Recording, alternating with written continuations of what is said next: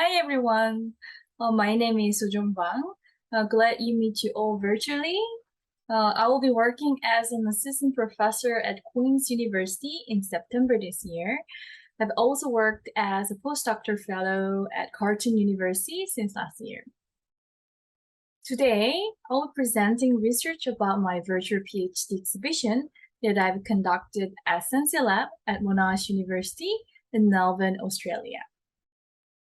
ReflexiveVR.com is an online exhibition that was developed to support the final presentation of cinematic VR artworks as part of my PhD research undertaken with Sensei Lab, supervised by John McCormack and Vincent. Dziekan.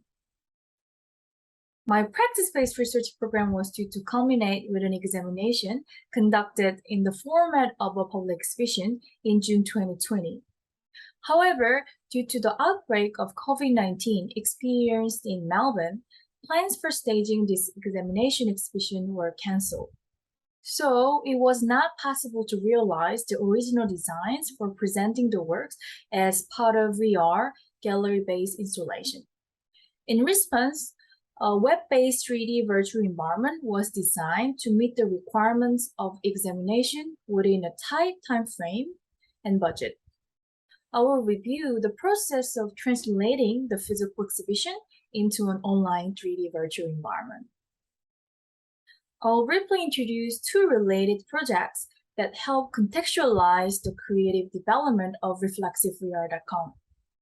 The Museum of Other Realities, MOR, is an online multiplayer interactive VR exhibition platform that international film festivals such as Cannes XR have used to exhibit VR projects affected by the COVID-19 pandemic. The MOR is run by Steam VR, and audiences can access media using personal headsets such as the Vive or Oculus. VR projects are exhibited in a virtual space that resemble a white cube gallery. MOR provides a navigable interactive experience. The visitor is able to move through galleries and select the VR work by clicking the installation artworks or sculptures. The Festival of International Virtual and Augmented Reality, FIVARS, built its own multiplayer VR exhibition platform to work on the web. While supporting a full range of headsets, all VR projects are rendered in 360-degree video. If wearing a headset, audience members can access media content by navigating the spaces using controllers or through gaze interaction. The web version only enables the environment to be navigated by using a keyboard and mouse. As part of the examination requirements associated with my practice-based PhD thesis, Cinematic VR as a reflexive tool beyond empathy, it was expected that the creative outcomes will be presented in the form of final exhibition. The inventory of the exhibition was comprised of 3 VR projects: Floating Up, Anonymous, and Sleeping Eyes. Each project was created to explore the communicative potential of cinematic VR in response to themes of alienation, disconnection, and isolation. More specifically, the subject of these projects engage with immigration identity, no relationship society, narcolepsy, and social ignorance. Floating Up is a 360-degree autobiographical documentary of a Korean woman living in Australia. A special collage of 360-degree video images represents my journey in Australia and Korea. And changing. 79 years old.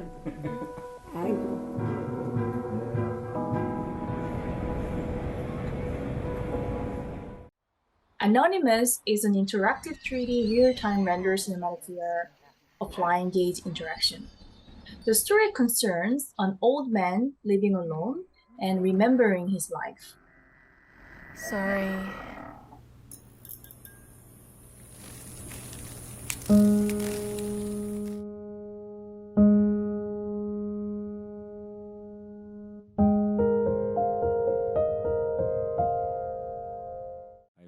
Sleeping Eyes is an interactive cinematic thriller piece that tells the story of Sang-woo, a South Korean media artist suffering from narcolepsy.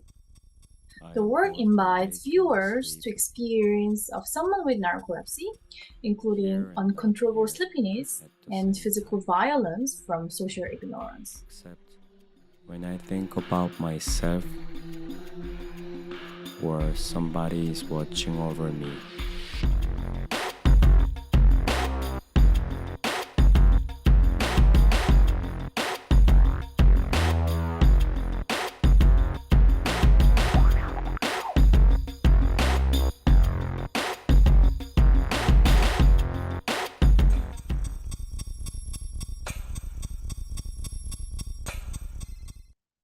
Each of these projects was presented in a variety of public exhibition setting and contexts. They provided the opportunity to understand how viewing conditions influence the interpretation of the work by audience. Insights gained from reflecting on the success or failure were drawn upon to inform installation plans for the final exhibition. Floating walk was exhibited at several venues. Installation components were limited to a set of rotating chairs with mobile headsets, such as Gear VR or Google Daydreams, and stereo headphones. As this project relates my personal stories to historical and collective memories, it was crucial that viewers be encouraged to draw connections between historical events and my family history through the archival information provided. Informed by this observation, it was decided that it would be beneficial to display historical documents such as family photos, news articles, and related books, along with the VR film as part of any future exhibition of Floating Walk. Anonymous was previously exhibited for both a single viewer in an enclosed room as well as for a larger audience in a public venue. From this experience, it was observed that some viewers tend to reflect more on the work and their own feeling when in a private setup than when in a public venue surrounded by people. So, for the final examination exhibition, it was determined that creating a ritualistic and private setup in an enclosed room containing cardboard-made ceremonial objects will be most effective in eliciting the viewer's reflection and providing a ceremonial experience related to death and loneliness. With regard to Sleeping Eyes, the story is set between locations representing a high school and a military training ground. So, we aim to fabricate a physical structure resembling an army watchtower in the exhibition space. To symbolize an in-between liminal space, this structure will be treated as the main presentation platform, where viewers will be fitted with the VR headset to interact with the work. However, with the onset of COVID-19, the strategy for an in-person PhD examination had to be reconsidered. So the staging of the final exhibition should be reconfigured to present the works through an online platform. We designed a web-based 3D virtual environment working within a tight time frame of 6 weeks and tight budget of 4,000 Australian dollars. Technically, the virtual exhibition was created using 3JS. A JavaScript library was used to create and display animated 3D graphics in a web browser using WebGL. Presently, the current version of the exhibition can only be viewed on the computer screen. For example, the viewer can play a 360-degree video in the virtual gallery by clicking and dragging a mouse. As with the FIBA's implementation, the ultimate goal is to turn the exhibition into a fully immersive experience by using VR headsets to showcase the works within the virtual environment, such as VR in VR. Our aim was not to recreate the planned physical exhibition in a virtual format, but rather to create an explorative, phenomenological, and special experience that would support and contextualize the set of cinematic VR works. As part of our curatorial strategy, we intended to provide an immersive experience along with supplementary documentation related to each VR project. These redevelopments supported the main requirements of the exhibition, such as establishing special context, embodied experience, and performative viewing. In the web-based 3D environment, the exhibition space is divided into 4 sections. The visitor's journey through these galleries follows a linear path.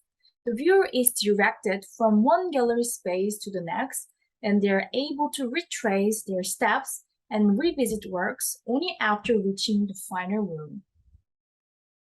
Floating work is located in the first gallery. Next to the HMD is a pair of headphones, which plays a short spoken explanation of the work in a manner similar to a traditional audio guide. Hi, my name is Sojung Bahng. The documentary materials provide the viewer with historical and personal details that help contextualize the autoethnographic aspects of floating work. In order to view the VR film, the viewer activates the 360-degree video by clicking on a virtual agent. After watching the video, a cardboard door appeared in the corner of the room, which revealed a passageway leading to the next gallery. The second artwork, Anonymous, is featured. Our design intention was to defamiliarize the viewer by transitioning from a space that resembles a conventional art gallery to a small room made from cardboard. By evoking special estrangement, we hope to prompt a sense of curiosity that encourages them to explore the virtual space more actively. At the conclusion of the video, the visitor is drawn to a doorway in the corner of the room, which serves as a gateway into the final section of the exhibition. Unlike the previous transitions between the gallery space, this time the viewer is immediately immersed in a different, alien environment that resembles a surreal cave-like tunnel. The cave symbolizes a bridge from the conscious world to the unconscious dream world. When the viewer approaches the watchtower, they are invited to ascend a ladder. Upon reaching the top, they can activate a 2D playthrough video of Sleeping Eyes. In the current version of the digital exhibition, the 3 VR films can only be viewed in a web browser as rendered videos, such as 360-degree video and 2D playthrough videos. Because there is currently no uniformly adopted platform for sharing VR media, for practical purpose, we found that exported 360-degree or 2D playthrough video proved to be the safest way to both archive and share content remotely through an online presentation.